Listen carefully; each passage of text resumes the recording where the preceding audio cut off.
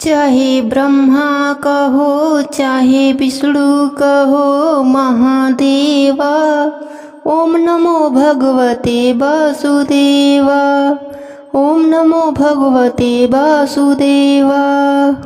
राधे राधे दोस्तों, आज मैं आपको आजा एकादशी व्रत की कथा सुनाने जा रही हूँ। प्रेम से बोलिए विष्णु भगवान की जय हो। जिस संसार में हम रह रहे हैं उसे भौतिक संसार कहते हैं, जो कि नाशवान है और अनेक कष्टों से भरा हुआ है।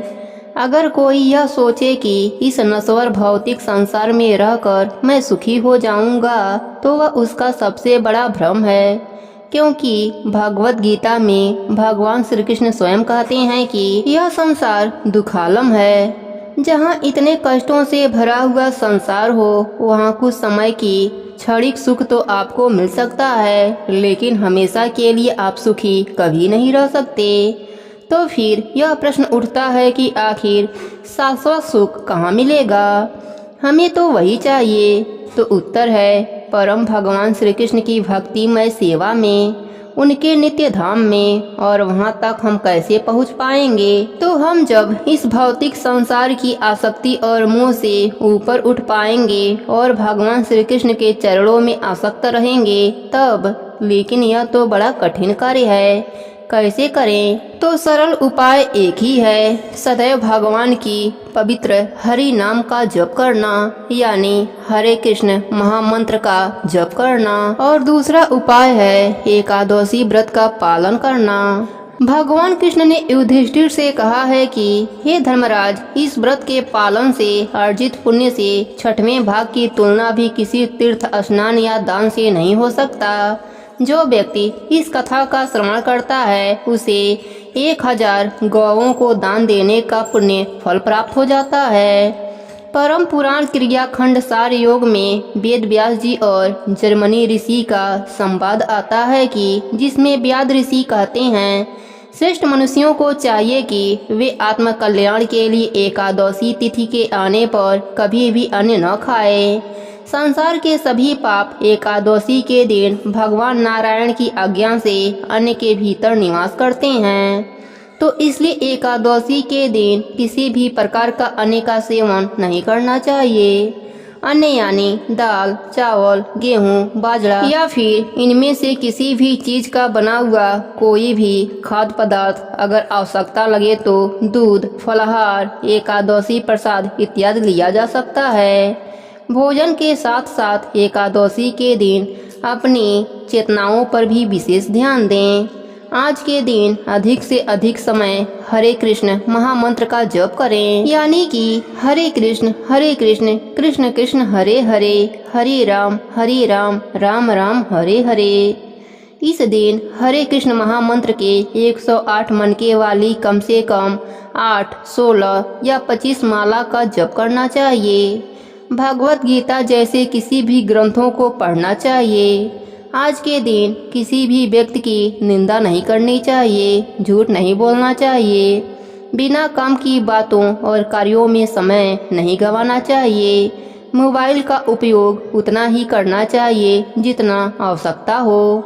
शरीर से स्वस्थ हैं तो दिन में ना सोएं और जितना संभव हो उतना रात में भी जागरण करें, हरि भजन और कीर्तन करें अथवा सुने। अगले दिन निर्धारित पारण के समय पर सुयोग ब्राह्मण या वैष्णव को दान देकर भगवान को अर्पण भोजन प्रसाद से अपना एकादशी व्रत का पारण करें। आजा एकादशी की पौराणिक कथा के अनुसार पुराणों में वर्णन आता है कि एक बार सत्यवादी राजा हरिश्चंद्र ने सपने में ऋषि विश्वामित्र को अपना राज्य दान कर दिया है। अगले दिन ऋषि विश्वामित्र दरबार में पहुंचे तो राजा ने उन्हें अपना सारा राज्य सौंप दिया। ऋषि ने उनसे दक्षिणा की 500 स्वर्ण मुद्राएं मांगी। दक्षिणा चुकाने के लिए राजा को अपनी पत्नी एवं पुत्र तथा स्वयं को बेचना पड़ा। राजा हरिश्चंद्र को एक डोम ने खरीदा। डोम ने राजा हरिश्चंद्र को शमशान में नियुक्त करके मृतकों के संबंधियों से कर लेकर सौदा करने का कार्य सौंपा था। उनको जब यह कार्य करते हुए कई वर्ष बीत गए तो एक दिन अकस्मात उनकी गौतम ऋषि से भेंट हो गई। राजा ने उनसे अपने ऊपर बीती सब बातें बताई तो मुनि ने उन्हें इसी अजा एकादशी का व्रत करने की सलाह दी। राजा ने यह व्रत करना आरंभ कर दिया। इसी बीच उनके पुत्र रोहितास का सर्प के डसने से स्वर्गवास हो गया। जब उसकी माता अपने पुत्र को अंतिम संस्कार हेतु शमशान पर लाई तो राजा हरिश्चंद्र ने उनसे शमशान का कर मांगा, परंतु उसके पास शमशान का कर चुकाने के लिए कुछ भी नहीं था। उसने चुंदरी का आधा भाग देकर शमशान का कर चुकाया। तत्काल आकाश में बिजली चमकी और प्रभु प्रकट होकर बोले, महाराज, तुमने सत्य को जीवन में धारण करके उच्चतम आदर्श प्रस्तुत किया है। तुम्हारी कर्तव्य निष्ठा धन्य है। तुम इतिहास में सत्यवादी राजा हरिश्चंद्र के नाम से अमर रहोगे। भगवत कृपा से रोहित जीवित हो गया। तीनों प्राणी चिरकाल तक सुख भोग कर अंत में बैकुंठ धाम को चले गए। प्रेम से बोलिए विष्णु भगवान की जय हो। अब सुनते हैं व्रत को पूर्ण करने वाले गणेश भगवान की कहानी। प्रेम से बोलिए गणेश भगवान की जय हो। एक समय की बात है, एक गांव में एक बुढ़िया माई अपने परिवार के साथ रहती थीं। बुढ़िया माई विष्णु भगवान की परम भक्त थीं। वह हमेशा दोनों पक्षों की एकादशियों का व्रत करती और कथा सुनती थीं। उन्होंने कभी भी व्रत में गणेश भगवान की कथा न कही न सुनी। इस कारण से उनका व्रत अधूरा रह गया। पर बुढ़िया माई को इस बात का पता नहीं था। उनको लगता था कि वह तो पूरा व्रत कर रही हैं और उनके व्रत के पुण्य से उनको वैकुंठ लोक की प्राप्ति जरूर होगी। देखते ही देखते बुढ़िया माई की मृत्यु हो गई। उन्हें लेने यमलोक के दूत आए। वह देखकर घबरा गईं और बोलीं, मैंने जीवन भर विष्णु भगवान की भक्ति श्रद्धा भाव से किया, एकादशी का व्रत किया। मुझे तो लेने वैकुंठ लोक का विमान आएगा। मैं आपके साथ नहीं चलूंगी। इतना कहकर बुढ़िया माई रोने लगीं और विष्णु भगवान को पुकारने लगीं। विष्णु भगवान गरुड़ पर सवार होकर बुढ़िया माई के पास आए और बोले, बुढ़िया माई, तूने तो पूरी श्रद्धा से व्रत किया, पर तुमने व्रत में कभी भी गणेश भगवान की कथा न कही न सुनी। इसी कारण से तेरा व्रत अधूरा है। बुढ़िया माई विष्णु भगवान से जीवन दान मांगने लगी ताकि वह एकादशी का व्रत करके उसका पूरा पुण्य प्राप्त कर सके। इस प्रकार बुढ़िया माई को विष्णु भगवान ने 2 साल के लिए फिर जीवित कर दिया। अब बुढ़िया माई जीवित होते ही गणेश भगवान का नित्य नियम करना चालू कर दिया। एकादशी व्रत में एकादशी व्रत की कथा सुनती और अंत में गणेश भगवान की कथा सुनने लगी। इस प्रकार से 2 साल में बुढ़िया माई ने 4 11 पूरा कर लिया। गणेश भगवान की कृपा से एकादशी का पूरा पुण्य बुढ़िया माई को प्राप्त हुआ। बुढ़िया माई की तपस्या से गणेश भगवान प्रसन्न हुए और बुढ़िया माई के सामने प्रकट होकर बोले, बुढ़िया माई, तुमने मेरे नित्य नियम के साथ ही व्रत में श्रद्धा पूर्वक कथा सुनी है, इसलिए मैं तुम पर अत्यंत प्रसन्न हूँ। मैं तुम्हें आशीर्वाद देता हूँ कि जब तक यह पृथ्वी रहेगी तब तक तुम्हारे इस तपस्या का गुणगान लोग करते रहेंगे। साथ ही एकादशी व्रत में तुम्हारी इस भक्ति की कथा को जो भी मनुष्य प्रेम पूर्वक सुनेगा उसको व्रत का संपूर्ण फल प्राप्त होगा। गणेश भगवान बुढ़िया माई पर प्रसन्न होकर बुढ़िया माई का घर अन्य धन से भर दिया। साथ ही रिद्धि सिद्धि का वास करके अंतर ध्यान हो गए।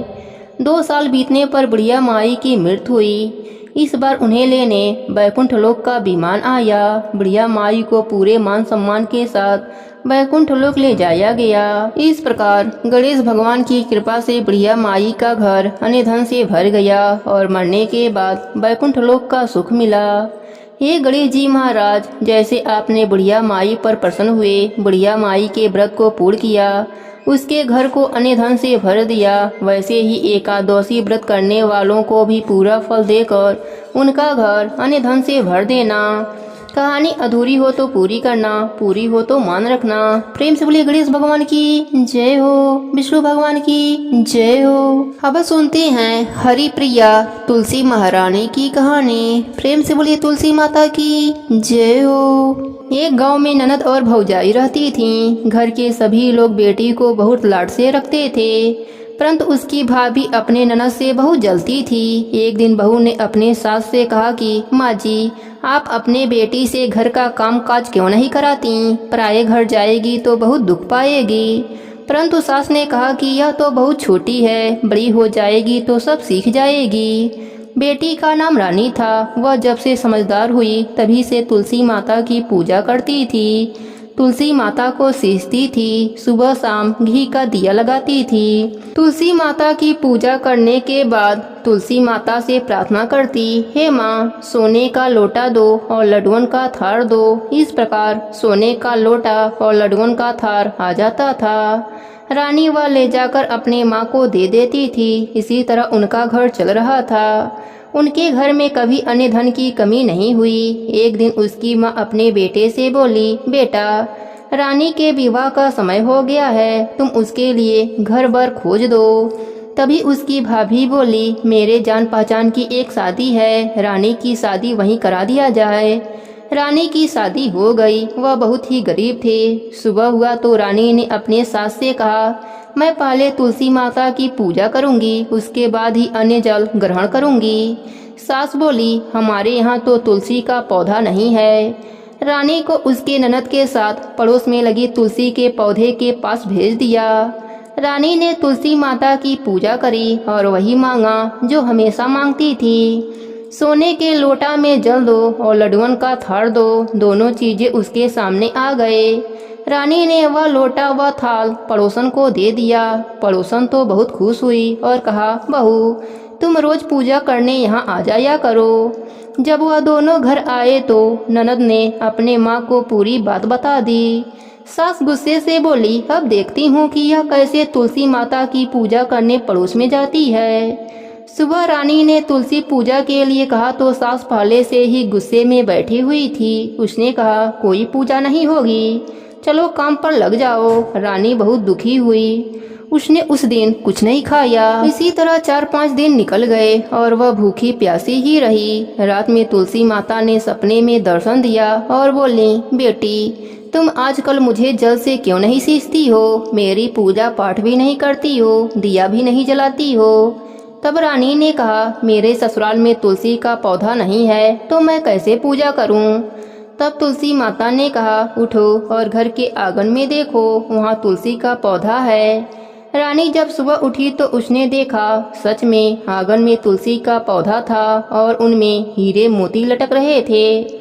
वह बहुत खुश हुई और पूजा की थाली लेकर आई। जल से तुलसी माता को सींचा, घी का दीपक जलाया, परिक्रमा करी और उसने कहा, हे माँ, सोने के लोटा में जल दो और लड्डुअन का थाल दो। दोनों उसके आगे आ गए। बहू ने ले जाकर वह दोनों चीजें अपने सास को दे दिया। वह चकित होकर पूछी, यह सब कहाँ से आया? तब बहू ने पूरी बात बताई। सास आंगन में जाकर देखा तो आंगन में तुलसी का पौधा जगमगा रहा था। सास को अपने गलती पर बहुत शर्मिंदगी हुई। सास बहू से माफी मांगने लगी तो बहू ने कहा, माँ जी, उल्टी गंगा नहीं बहती, मैं आपके पाँव लगूंगी, आप तुलसी माता के पाँव लगिए। तब दोनों ने, सास बहू और ननद, रोज तुलसी माता की पूजा करने लगे, तुलसी माता को सींचने लगे। तुलसी माता की कृपा से उनका घर अन्न धन से भर गया। हे तुलसी माता, जैसे आपने रानी पर अपनी कृपा करी, वैसे ही अपने सभी भक्तों पर अपनी कृपा बनाए रखना, सबके व्रत को पूर्ण करना।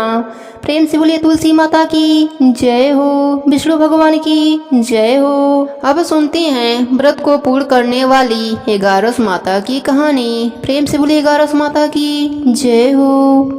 एक बार एक बुढ़िया माई ने एकादशी का व्रत रखा। बड़े ही भक्ति भाव से पूजा अर्चना करी। उन्हें वृद्धा अवस्था में क्या बाधा थी? वह तो अपने पुत्र पौत्रों की सुख सुविधा के लिए व्रत किया था। वह दिन भर तो मन को कठोर करके अपनी प्यास को रोके रहीं और दिन में ब्राह्मणों को मिट्टी के पात्र में भरकर पानी और ऋतु फल दान किया। दोना भर के चीनी और दही वितरण किया। उन्हें गर्मी के कारण बहुत बेचैनी हो रही थी। इस कारण वह बहुत देर तक पानी में पड़ी रहीं, मुंह धोती रहीं। तब कहीं थोड़ा बहुत धैर्य बंध पाया। धूप तो तेज पड़ ही रही थी, इस कारण बार बार मुख सूख रहा था, बहुत बेचैनी हो रही थी। एक तो बुढ़ापा और दूसरा यह भयंकर गर्मी। वृद्धा अवस्था में स्थिति तो कुछ दूसरे ही प्रकार की होती है। जैसे तैसे करके हाथ पैर धो करके दिन कट पाया और पहाड़ सी रात सामने थी। उनका कटना बड़ा ही कठिन दिखाई दे रहा था। खटिया पर पड़े पड़े शांति नहीं मिल रही थी। वे बार बार करवट बदल रही थीं। अनेक बार वह बाहर जाती और भीतर आती। उन्हें घर के अंदर शांति नहीं मिल रही थी। वे खटिया पर पड़ी पड़ी 11 माता का स्मरण करती रहीं। वे कहती रहीं, हे माता, मुझे शक्ति दीजिए जिससे मैं यह व्रत कर सकूं और यह पहाड़ सी रात शांति पूर्वक व्यतीत हो सके। प्यास के कारण बुढ़िया माई की बेचैनी बढ़ रही थी। उन्होंने धैर्य रखने की बहुत प्रयास करी, किंतु सहनशीलता की सीमा टूट गई और वह घबरा कर एकदम चिल्ला उठी। बोली कि बचाओ बचाओ। अम्मा का चिल्लाना सुनकर परिवार भर के नर नारी, बच्चे, अड़ोसी पड़ोसी एकत्रित होकर बुढ़िया अम्मा के खटिया के समीप पहुंच गए। सबने पूछा कि अम्मा, आपको क्या हुआ? आप क्यों चिल्ला रही हैं? आप इस वृद्ध अवस्था में यह कठिन व्रत क्यों करती हैं? अम्मा जी, शक्ति से ही भक्ति होती है। थोड़ी देर में वह फिर बोली, मेरे प्राण निकले जा रहे हैं, मेरे छाती पर ठंडे पानी का घड़ा रख दो। अब नातियों ने दादी के छाती पर ठंडे पानी का पात्र रख दिया। तब उन्हें थोड़ा बहुत आराम मिला और थोड़ी देर के लिए उन्होंने अपनी आंखें बंद कर लिया। अब एकादशी माता ने सोचा, यह बुढ़िया अम्मा तो बहुत ही कठोर हैं, जरा जाकर उनकी परीक्षा लेनी चाहिए। वे आधी रात को मुर्गा बनकर टेर लगाने लगीं। मुर्गा की आवाज सुनकर दादी जल्दी से उठीं और बाहर जाकर आसमान की ओर देखा, किंतु आसमान में कहीं उन्हें प्रातःकालीन तारा नजर नहीं आया। वे सोचने लगीं, यह मुर्गा क्यों और कैसे बोल गया? उन्हें प्यास तो लग ही रही थी। थोड़ा बहुत उनका मन भी विचलित हो गया। अंत में उन्होंने दृढ़ निश्चय कर लिया कि मैं व्रत को पूर्ण करके ही छोड़ूंगी, चाहे भले ही मेरे प्राण क्यों न निकल जाएं। यह सोचकर फिर खटिया पर शिथिल होकर लेट गईं। थोड़ी देर में 11 माता ने उनका फिर से परीक्षा लेनी चाहिए। एक छोटी सी बालिका एक गिलास में शरबत लेकर उनके सिरहाने आकर खड़ी हो गई और जोर से बोली, दादी जी, सवेरा हो गया है, आप हाथ मुंह धोकर शरबत पी लीजिए। पहले तो शरबत का गिलास देखकर उनका मन मचल उठा, किंतु अचानक व्रत का स्मरण हो आया और उन्होंने सोचा कि मैं किसी भी प्रकार से अभी शरबत नहीं पी सकती हूँ, और वे शांति पूर्वक अपनी खटिया पर लेट गईं। फिर थोड़ी ही देर में उन्हें ऐसा लगा जैसे किसी ने उन्हें पानी के कुएं में पलट दिया हो। वे बड़ी देर तक हाथ पैर चलाती रहीं, किंतु उन्होंने अपने मुंह में एक बूंद भी पानी जाने नहीं दिया। वह दृढ़ता पूर्वक अपना व्रत का पालन करती रहीं। थोड़ी देर में न जाने कहां से सामने आग जलने लगी, जिससे भारी गर्मी बढ़ने लगी। प्यास के कारण प्राण निकलने लगे, किंतु बुढ़िया माई का कुछ भी बिगड़ नहीं पाया। वह जहाँ की तहाँ मुस्कुराती हुई बैठी रहीं। थोड़ी ही देर में बाहर प्रकाश दिखाई देने लगा। ऐसा लगा जैसे सवेरा हो गया हो। बुढ़िया माई ने जब बाहर निकलकर देखा तो समझ गईं, अभी सवेरा होने में 3-4 घंटे की देरी है। यह जानकर भी वह शांति पूर्वक इधर उधर घूमने लगीं। फिर 11 माता यह बात अच्छी तरह से समझ गईं कि यह बुढ़िया किसी भी प्रकार से अपने व्रत से टस से मस नहीं हो सकती है। वह उनके सत्य व्रत को अच्छी तरह से समझ गई थीं। अब सवेरा होते ही बुढ़िया माई ने स्नान किया, भगवान की पूजा पाठ करी, एकादशी व्रत की कथा सुनी, तुलसी माता की कथा सुनी, फिर ब्राह्मणों को दक्षिणा देकर भोजन कराया। तब कहीं उन्होंने व्रत का पारण करके जल ग्रहण किया। फिर अम्मा ने स्वयं भोजन किया। उस श्रेष्ठ व्रत के प्रभाव से बुढ़िया अम्मा की आयु में वृद्धि हो गई। उनका घर परिवार हरा भरा हो गया। अब उनको अभाव न रहा। वह हर तरह से सुख साधनों से संपन्न हो गईं। नाती नातिन से उनका घर भर गया और वह उसी दिन से 12 महीनों की 11 का व्रत करने लगीं। 11 माता के व्रत के प्रभाव से वह इस संसार में हर प्रकार के सुख भोग कर अंत में बैकुंठ धाम को चली गईं। हे 11 माता, जैसे आपने बुढ़िया माई पर अपनी कृपा करी, वैसे ही अपने सभी भक्तों पर अपनी कृपा बनाए रखना। प्रेम से बोलिए 11 माता की जय हो, विष्णु भगवान की जय हो।